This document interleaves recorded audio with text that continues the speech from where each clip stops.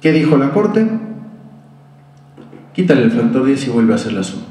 Renta por 2 por 38,47, te brincas a las tablas del 152, te ubicas, le restas el límite inferior, le aplicas el factor de excedente sobre el límite inferior, la cuota fija, te regresas al 149, aplicas el factor de uso habitacional o no y me lo comparas con el otro.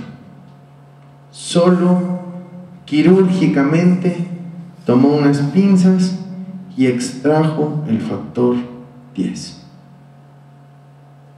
Quitemos de nuestro ejemplo y de esta plática el factor 10. Fracción segunda del 149, renta por 2 por 38,47. ¿Es o no inconstitucional? Claro que lo es. Me está grabando un ingreso. Yo soy muy visceral y aprovecho estos foros para tener mi catarsis y no pagar terapia. Pero no me pueden decir que no están de acuerdo conmigo. ¿Quién le va a creer a los ministros de la Suprema Corte que no entienden esto? ¿Quién?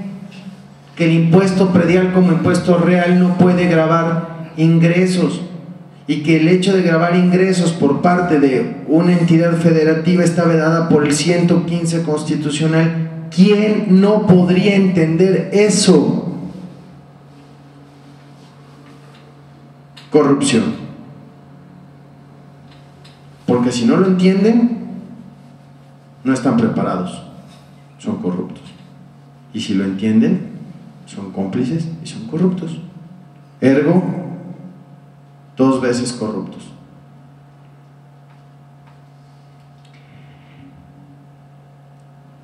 ¿Algún comentario en esto del factor 10 y el efecto? Solo se suprime ese elemento. Pero una cuestión en donde sí tienen razón. El impuesto predial base a rentas es un régimen especial del régimen general de un impuesto predial. ¿Estamos de acuerdo? Podríamos imaginar, me hubiera gustado hacerlo, pero la verdad es que soy muy poco, soy completamente inapto en estos saberes que no sean Word. Imagínense un círculo que diga impuesto predial, y dentro de ese círculo un círculo más pequeño que diga impuesto predial base a rentas. Si nosotros llegamos a demostrar la inconstitucionalidad del impuesto predial base a rentas, lo que vamos a hacer es romper ese círculo que está dentro del círculo mayor. ¿Qué significa? Que desaparece el régimen especial, pero quien obtuvo el amparo tendría que tributar conforme al régimen general, porque sería por demás injusto que yo rentara mi predio. Todos ustedes pagan predial por sus inmuebles y yo lo rento y me coloco en un supuesto de inconstitucionalidad. Planteo mi amparo, gano el amparo y digan, Omar ya no paga impuesto predial. Todos ustedes van a decir, oye, pero ahora resulta que por haberse colocado en un supuesto de inconstitucionalidad, hoy día tiene un beneficio mayor a todos nosotros. No. Lo que tenemos que entender es que estas figuras se encuentran incluidas dentro de un régimen general. Por lo tanto, al desaparecer el especial, quedamos sujetos al general. Es la única parte en que yo coincido con la Corte sobre el efecto. Solo hay 2 partes que comparto con la Corte en su criterio: que multiplicar por 10 eleva 10 veces el valor de las cosas, y que no podemos permitir que se deje de pagar el impuesto. También quiero destacarles que no he dicho yo aquí que no debamos pagar impuestos. Simple y sencillamente estamos analizando que todas estas figuras son violatorias de la Constitución, y que si el legislador hiciera las cosas bien, podría sin problema alguno grabar todas y cada una de ellas. Cambiamos, por favor. Fíjense nada más, esto también lo extraje de un expediente de su servidor para que ustedes puedan advertir la diferencia entre el cálculo. En este ejemplo, el cliente pagó con base en rentas por estos bimestres este impuesto predial. Después de obtener el amparo y eliminando el factor 10, dio este. Por lo tanto, tuvimos que quedarnos con el valor catastral por ser más alto que el del factor 10. Pero fíjense nada más la brutalidad. El factor 10 con los otros. ¿Por qué no es exacto que sea por 10 nada más? Porque recuerden que luego nos movemos de rango, del rango A, del rango B, nos vamos moviendo de rango y vamos aplicando otros factores. Pero vean por favor la brutalidad. De 39,403 bimestrales se redujo a 3,266 y entonces quedamos sujeto al valor catastral. No podía Suprema Corte decir que el 149 fracción segunda, llámese impuesto predial base rentas, era del todo inconstitucional y que entonces que eliminaban estas dos columnas y tenían que seguir pagando conforme a su catastral regular. ¿No era más sencillo? ¿No era más transparente? ¿No era de gente bien? Cambiamos, por favor. Ojo, otro detallito de la legislación en el Distrito Federal. Resulta que la legislación fiscal del Distrito Federal no prevé actualización. Entonces, si la autoridad se tarda en devolverte 4 años, te dice, no te actualizo porque mi ley dice que no tengo que actualizar. No me diga. Diría Manolín, fíjate que suave. Es absurdo. Por tanto, ya dijo la Corte que cuando hay una devolución en cumplimiento de una ejecutoria de amparo, como el efecto es restituir las cosas al estado que guardaban antes de la violación, las cantidades deben devolverse debidamente actualizadas, aun cuando la norma declarada inconstitucional no establezca la actualización del monto a devolver. La autoridad fiscal queda obligada a devolver el monto debidamente actualizado, toda vez que solo así se restituye al gobernado en el pleno goce de la garantía individual violada. Los recargos sí están previstos en ley, pero con esto se quitaba una muy buena cantidad la devolución. Quiero decirles que yo acabo de obtener una devolución de unos prediales del 2008. La acabo de obtener hace un mes, los pagos del 2008. Hubo prediales porque fue un paquete de prediales de 740 pesos. Devolvieron 740 pesos. No actualizan, no pagan recargos y te obligan a seguir intentando instancias judiciales para lograr la recuperación de los accesorios. Díganme si les resulta lógico que 3 años después de haber realizado el pago y 2 años después de haber obtenido una ejecutoria de amparo,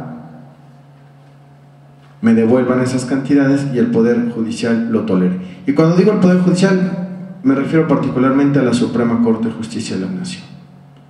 Tenían un paquete de 700 o 850 incidentes de inejecución del gobierno del Distrito Federal, también esto fue en agosto, en julio, para separarlos de su cargo y consignarlos al juez penal por el incumplimiento de las ejecutorias de amparo. Y en la sesión decidieron que después de haberse requerido a 8 o 10 por ahí autoridades, existían 2 autoridades que tenían facultades de solicitar partidas presupuestales a la Asamblea y que a ellas no se les había requerido. Y entonces que había que reiniciar los incidentes de inejecución para que también se les requiriera a ellas. No tienen vergüenza, no merecen estar ahí, no pueden ser así. Ni son todos los que están, ni están todos los que son, pero la mayoría no puede estar ahí. No merecen un sueldo por este tipo de actitudes que tienen y toman y consienten. Cambiamos, por favor. Ojo, otro caso grave.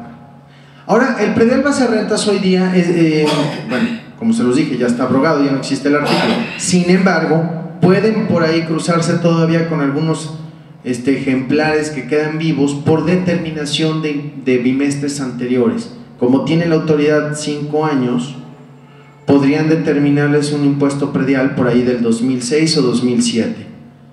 Así que sí llegan a existir todavía, aunque ya son muy contados los casos. Aquí les traigo una propuesta de declaración de valor catastral y pago del impuesto predial del gobierno del Distrito Federal. Únicamente suprimí los datos del cliente por razones de secreto profesional y digo, no creo que tuviera nada de malo, pero no le pedí permiso, entonces por eso lo hice. Este es el formato. Y primero vienen los datos generales, por allá viene el bimestre, la cuenta, todos los datos dice el nombre del propietario, domicilio, colonia, delegación, correo electrónico, código postal y teléfono. Y después dice determinación del valor catastral. Y aquí vienen construcciones, uso, clave del corredor tal, metros cuadrados de suelo 1200, valor unitario por metro cuadrado 3720.73, valor catastral del suelo 4.464.876. Construcción, este es nada más el suelo. Luego venimos a construcciones tipo 2, clase 4, metros de construcción 733 por valor unitario 5.673, valor de la construcción 4.158.440.94, 37 años con un demérito de 1.538.623, valor catastral de la construcción 2.619. Y luego suman los dos, el suelo con el de la construcción, y da un valor de 7.094.693. Ahí viene el primer cálculo. 149 fracción primera. Cambiamos, por favor. Ahora, la comparación con el 149 fracción segunda. Total de las rentas mensuales 76.934 por 2. Se ve muy chiquito y créanos que sobre todo Mari Carmen hizo el mejor esfuerzo para que pudieran verlo, pero no se logró. Ahí dice factor y está en blanco. ¿Qué factor les faltó?